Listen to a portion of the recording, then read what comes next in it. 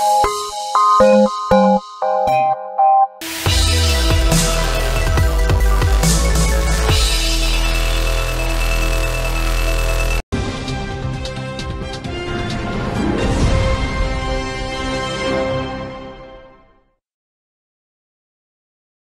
rencontre entre Anatole Collinet-Makossoé et Nicolas Millian ce mercredi s'est déroulée dans un contexte particulier, celui de la validation par le conseil d'administration du FMI le 19 juillet dernier de la 3e revue du programme économique du Congo dans le cadre de la facilité élargie de crédit.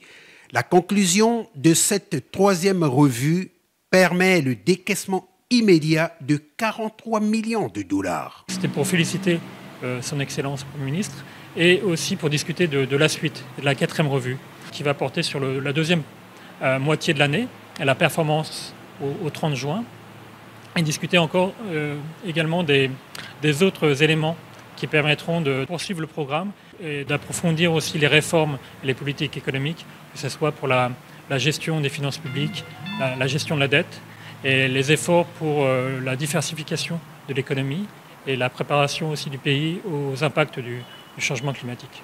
Ce financement du FMI permettra au gouvernement de mettre en œuvre les politiques de développement, de maintenir la stabilité macroéconomique et de renforcer la reprise économique dans un contexte de forte inflation alimentaire, de baisse des prix du pétrole et du resserrement des conditions financières. L'environnement international est très compliqué. Ça a un peu apporté des difficultés supplémentaires d'atteindre les objectifs du programme. Mais des mesures de la part du gouvernement ont été très rapides et très efficaces. Et donc que le FMI a félicité dans le cadre de la tenue du conseil d'administration pour la 3e revue. Nicolas Millian s'est par ailleurs réjoui de l'engagement réitéré du gouvernement à poursuivre une croissance plus élevée, résiliente et inclusive, tout en maintenant la stabilité macroéconomique et la viabilité de la dette.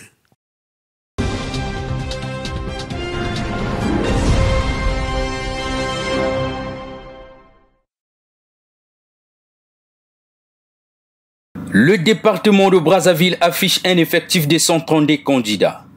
Des candidats qui vont affronter les épreuves des mathématiques, dictée questions, l'expression écrite et questions des cours. Certains candidats nourrissent déjà leur espoir de réussir leur scolarité. Je veux participer au concours car ma mère m'a montré les bienfaits de ceci. Car plus tard, moi je veux devenir chirurgienne. C'est mon rêve depuis toujours. Et donc, quand je serai là-bas, ça va me donner plein d'opportunités de pouvoir voyager, continuer mes études plus tard ailleurs.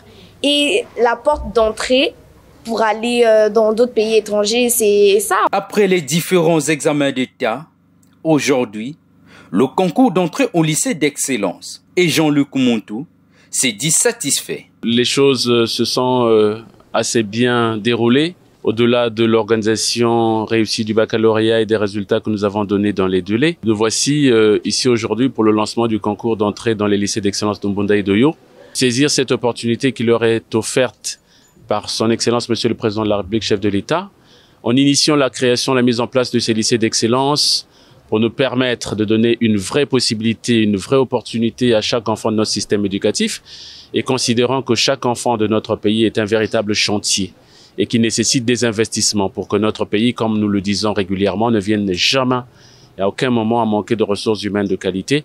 Et le président de la République l'avait bien perçu et c'est à cet effet qu'il avait mis en place ces lycées d'excellence de Mbunda et d'Oyo pour nous permettre d'avoir l'élite même qui pourra prendre en charge le développement de notre pays dans les années à venir. Sur les 515 candidats au niveau national, 120 candidats seulement seront retenus à raison des 10 candidats par département.